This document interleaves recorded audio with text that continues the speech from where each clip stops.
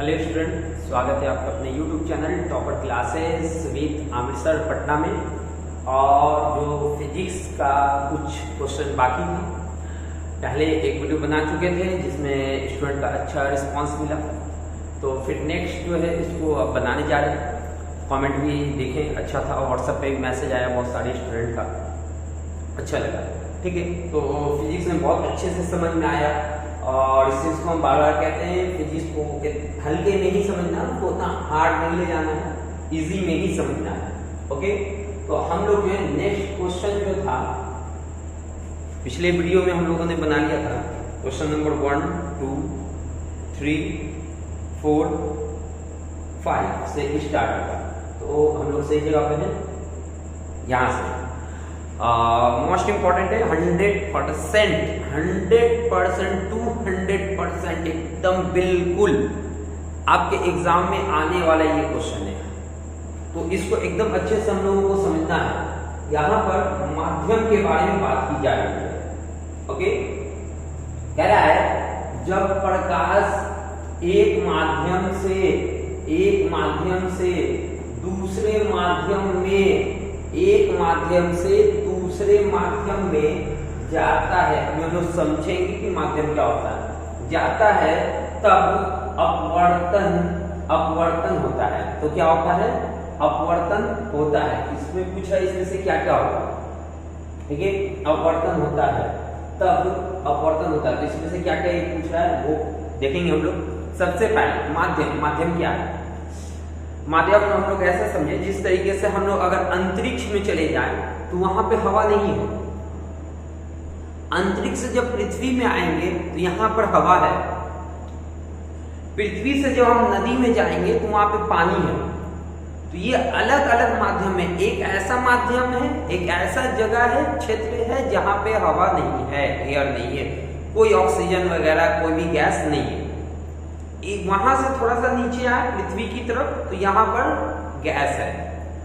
थोड़ा सा और नीचे की तरफ गए तो जल है, पानी है, नदी है। ठीक, तो ये तीन अलग अलग माध्यम हुए। इसी तरीके से जब प्रकाश कहीं से गुजरता है तो वो एक अलग माध्यम में होता है। जैसे फॉर एग्जाम्पल अभी जो यहाँ पे लाइट है, या फिर हम यूं कहें कि सूरज से जब लाइट आती है, तो जब लाइट आ रही होती है तो अंतरिक्ष का माध्यम अलग है और पृथ्वी पे जैसी एयर में आता है वो माध्यम चेंज हो जाता है। तो एक माध्यम वो हो गया, एक माध्यम ये हो गया, तो दोनों अलग अलग माध्यम हो गया। यहां माध्यम में जो सबसे इंपॉर्टेंट समझने वाली बात आती है वो है विरल माध्यम और सघन माध्यम। यानी कि भीड़ भाड़ और भीड़ भाड़ नहीं। अगर आम भाषा में बात करें, जैसे एक लड़का है तो स्कूटी उठाया, बाइक उठाया और वो एकदम भीड़ भाड़ वाले इलाके में जाता है, उसका स्पीड क्या होगा? कम होगा या ज्यादा होगा? जाहिर सी बात है उसका स्पीड क्या होगा? अगर बहुत ज्यादा भीड़ भाड़ है तो उसका स्पीड कम होगा। उसी तरीके से अगर रात का एकदम सन्नाटा है और रोड एकदम क्लियर है तो उसी बाइक का स्पीड क्या हो जाएगा? तेज हो जाएगा, तेज चलाया जाएगा। क्यों? क्योंकि पूरा का पूरा क्लियर है। तो जब क्लियर रहेगा तो उसमें स्पीड ज्यादा हो जाएगा, और जब भीड़ भाड़ रहेगा तो उसमें स्पीड कम हो जाएगा।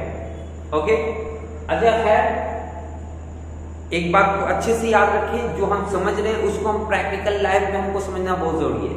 इस चीज का ख्याल रखें सारे स्टूडेंट। और अगर जिस भी स्टूडेंट को कोई भी सब्जेक्ट का physics, chemistry, bio, history, geography, political science, economics, Hindi, Urdu, Sanskrit और कुछ मैथ, अगर ऑब्जेक्टिव चाहिए तो ऑब्जेक्टिव का पूरा पीडीएफ तैयार है, वो मिल जाएगा।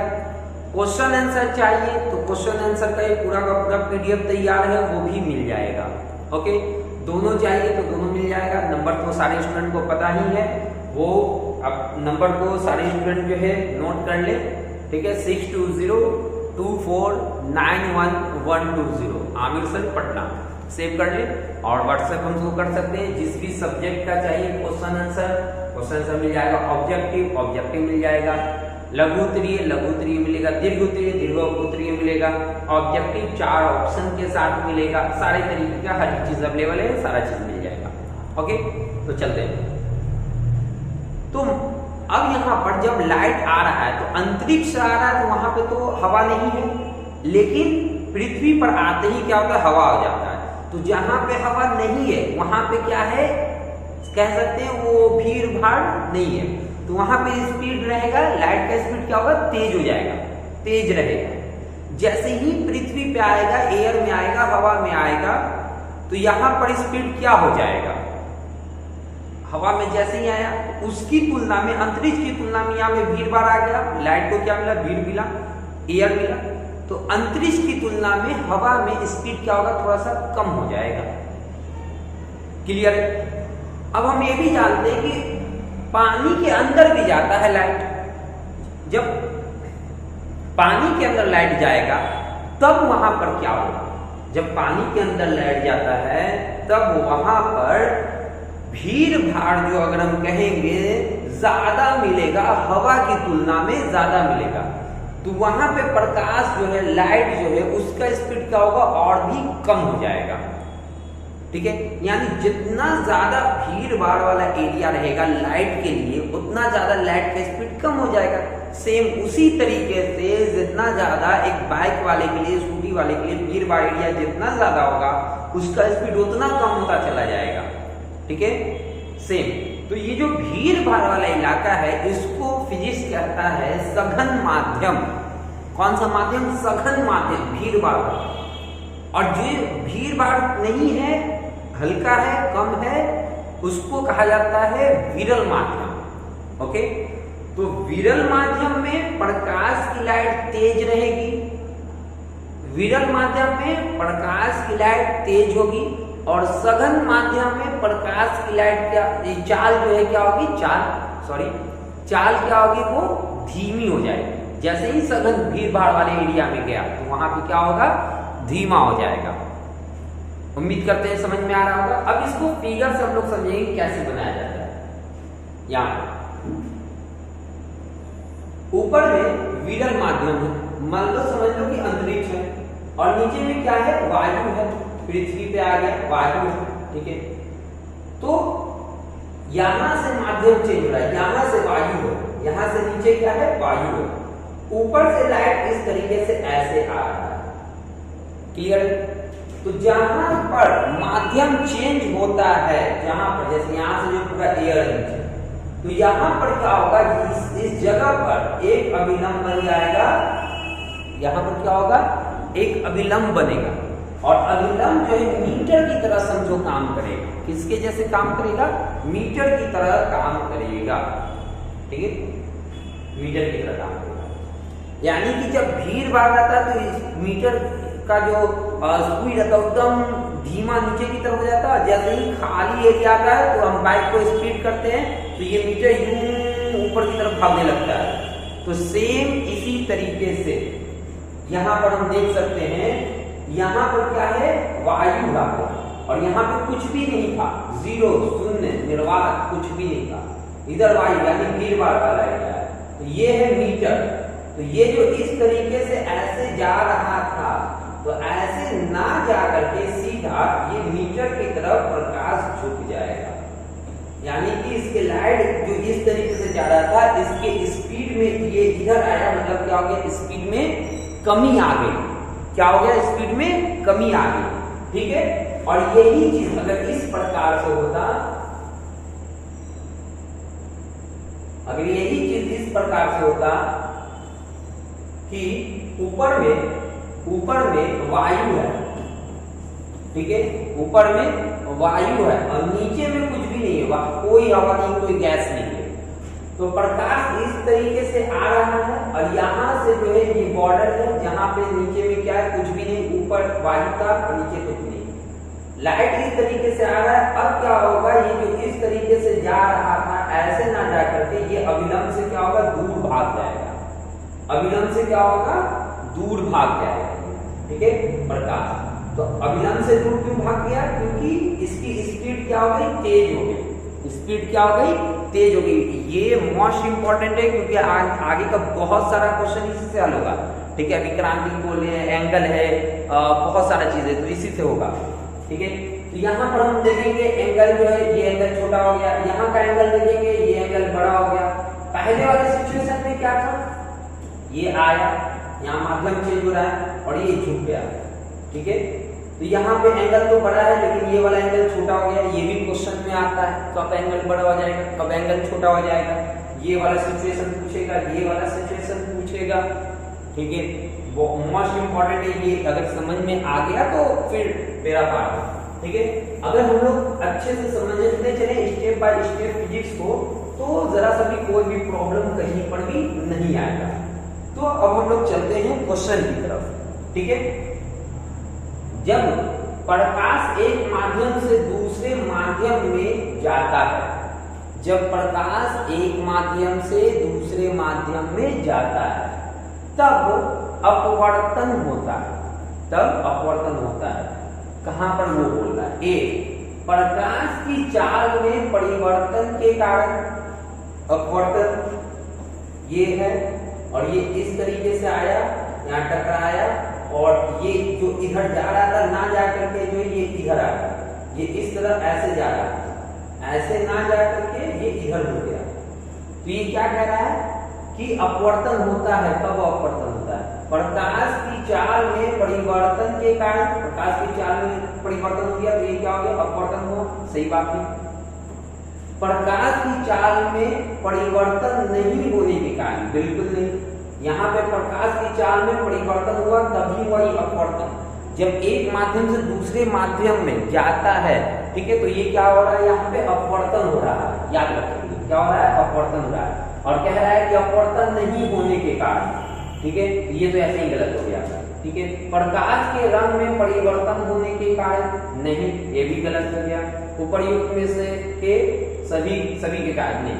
तो ऑप्शन क्या हो जाएगा हमारा, ए हो जाएगा। ठीक है, ऑप्शन ए हो जाएगा।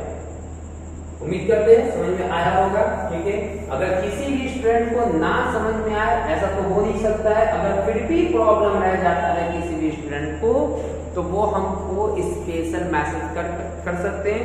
हमारे पास टाइम होगा, हम अलग से जो है हम टाइम दे दिया करेंगे। ओके, नेक्स्ट क्वेश्चन की तरफ आते हैं। नेक्स्ट क्वेश्चन है आपतन कोण I, अपवर्तन कोण R तथा पहले माध्यम के सापेक्ष दूसरे माध्यम का अपवर्तनांक। ठीक है, तो स्नेल के नियम से बोल रहा है। ये तो सिंपल है, ये तो यही होगा। ठीक है, इसको हम लोग याद रखेंगे, इसमें कोई बड़ा चीज नहीं है। ठीक है, sine I divided by sine R। ठीक है, नेक्स्ट टाइम बर्बाद नहीं करेंगे क्योंकि इंपॉर्टेंट क्वेश्चन की तरफ हम लोग चलेंगे। ठीक है, तो टाइम को बर्बाद बिल्कुल ना करेंगे।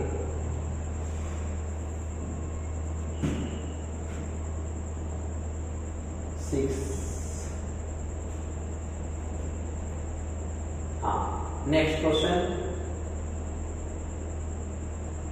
जब प्रकाश की किरण विरल माध्यम से सघन माध्यम में जाती है, आ गया अभी जो समझे थे हम लोग, जब प्रकाश की किरण विरल माध्यम से सघन माध्यम में जाता है। ठीक है, कहां से जा रहा है, विरल माध्यम में। अब यार तू कहां जा रहा है, विरल माध्यम से कहां जा रहा है, सघन माध्यम में। तो विरल माध्यम में क्या होगा, रोड जब सन्नाटा रहेगा, विरल रहेगा तो स्पीड क्या होगा, तेज होगा। सघन माध्यम में क्या होगा, स्पीड क्या होगा, सघन माध्यम में कम हो जाएगा। ओके, तो कह रहा है कि जब प्रकाश की किरण विरल माध्यम से सघन माध्यम में जाती है तब आपतन कोण से अपवर्तन कोण होता है। आपतन कोण से अपवर्तन कोण होता है, बड़ा होता है, छोटा होता है, बराबर होता है, बड़ा तथा छोटा दोनों होता है। ऑप्शन अभी छोड़ दो बेटा, अभी छोड़ दो। ठीक, लाल अभी हम लोग देखेंगे, समझेंगे, क्योंकि ये समझ में आ गया, क्वेश्चन आंसर समझ में आ गया, ये समझ में आ गया, क्वेश्चन आंसर समझ में आ गया, ऑब्जेक्टिव समझ में आ गया। तो सबसे मोस्ट इंपॉर्टेंट ऑब्जेक्टिव समझ लेना, ऑब्जेक्टिव समझ गया, सब समझ गया। ओके, तो यहाँ पर हम समझते हैं, फिर से हम एक फिगर बना रहे हैं। ठीक है, फिर से एक फिगर यहाँ पर बना देते हैं। कह रहा है कि प्रकाश कहां से आ रहा है, विरल माध्यम से सघन माध्यम में जा रहा है। तो ये इस तरीके से आया। ऊपर वाला कैसा माध्यम है, विरल माध्यम है, विरल माध्यम है यानी भीड़ वाला इलाका नहीं है, ठीक है। और नीचे वाला कैसा माध्यम है, सघन माध्यम है, सघन माध्यम है यानी भीड़ वाला इलाका है, यानी यहाँ से पूरा सघन माध्यम स्टार्ट हो रहा है। तो जैसे ही माध्यम चेंज होगा तो प्रकाश जहाँ पे आकर माध्यम चेंज हो रहा है वहां पे अभिलंब बनाएगा, अभिलंब बनेगा।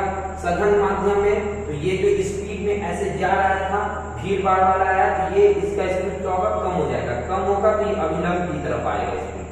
तो ये इस तरीके से आगे ये रहा, ठीक है।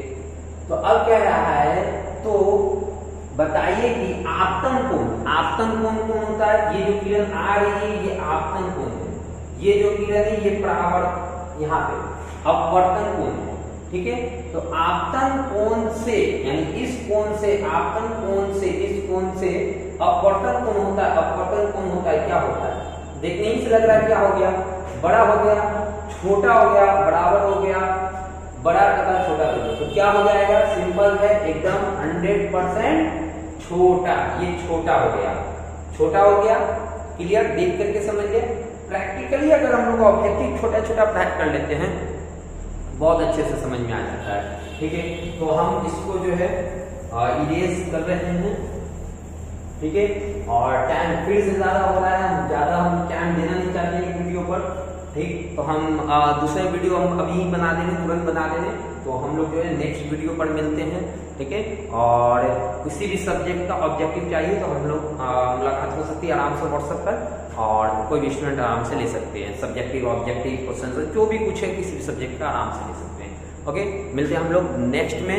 जय हिंद।